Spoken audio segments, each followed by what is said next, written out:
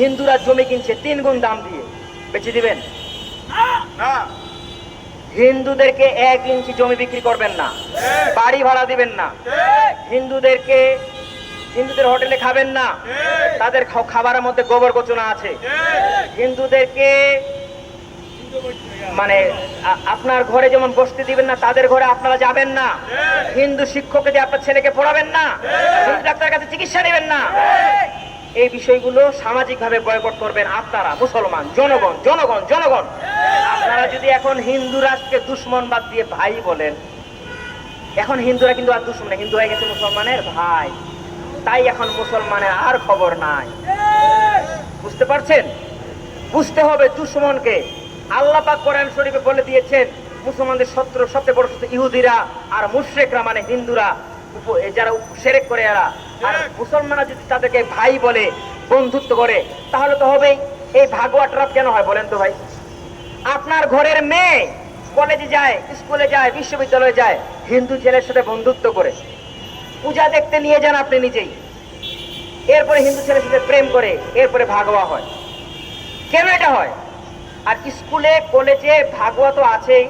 School কলেজে সহশিক্ষা হওয়ার কারণে একটা ছেলে যখন তরুণ হয়, যুবক হয়, তখন তার যৌবনে অনুভূতিগুলো আসে। সহশিক্ষা হওয়ার কারণে স্কুল কলেজে কিন্তু ব্যাপক হারে অবৈধ মেলামেশা হয়। এটা নিয়ে কিন্তু ববি হাজ্জাজ কোনো কথা বলে নাই। ববি হাজ্জাজ নিজে ইংলিশ মিডিয়ামে পড়ালেখা করেছে, তাদের ঘরে দেখবেন মদে ভরা। তারা নিজেরাও, এই ববি হাজ্জাজ মানে শিক্ষা প্রতিমন্ত্রী, বুঝতে পারছেন? তারা নিজেরাও এই সহশিক্ষা, অবৈধ প্রেম, গার্লফ্রেন্ড, এই সমস্ত কালচারে সারাক্ষণ ডুবে থাকে। আর মাদ্রাসায় কখন কোন হুজুর বলাৎকার করেছে, কোন পুরুষ কোন ছাত্রীকে ধর্ষণ করেছে, এগুলো খবর। আরে বেটা, এগুলো তোদেরই বানানো ফাঁদ। যদি ফাঁদ না হয় তাহলে হুজুর ধর্ষণের খবর পাইলি কোথায়? তোরা রেডি করে হুজুরকে দিয়ে আকাম করাস, আর করায় ওটা ভিডিও করে সমাজে ছড়াস। এইভাবে মাদ্রাসা বন্ধ করতে চাস। বাংলাদেশে কোটি কোটি মাদ্রাসা আছে। সরকার তুমি নিবন্ধন দাও, টাকা দাও, কিন্তু তালা ঝুলার অধিকার তো তোমার নাই। তোমরা তো শিক্ষা দিতে পারো না বলে মানুষ মাদ্রাসা নিজের ছেলেকে পড়াতে দেয়। আমি আমার ছেলেকে মাদ্রাসায় পড়াই, আমার ছেলে স্কুলে যায়, গান গাবে, নাচবে, এগুলো আমি চাই না। এই কবি হাজ্জাজ গরুরা বলছে মেধা বিকাশের জন্য গান বাজনা শিখাতে হবে, কোনো কথা বরদাস্ত হবে না। আমি বলি ওই শালা, শালা বলছি কেন জানেন? ওকে শালা বললেও বাদ জাতির বেজ্জতি হয়। এই গরুকে বলতে চাই, গান বাজনা শিখলে মেধার কি বিকাশ হয় বল? কোন গায়ক বিজ্ঞানী হয়েছে বল? কোন বিজ্ঞানী গান গায় বল? বল কোন মহাজ্ঞানী গান গেয়ে জ্ঞানী হয়েছে বল? গাধার বাচ্চা গাধা।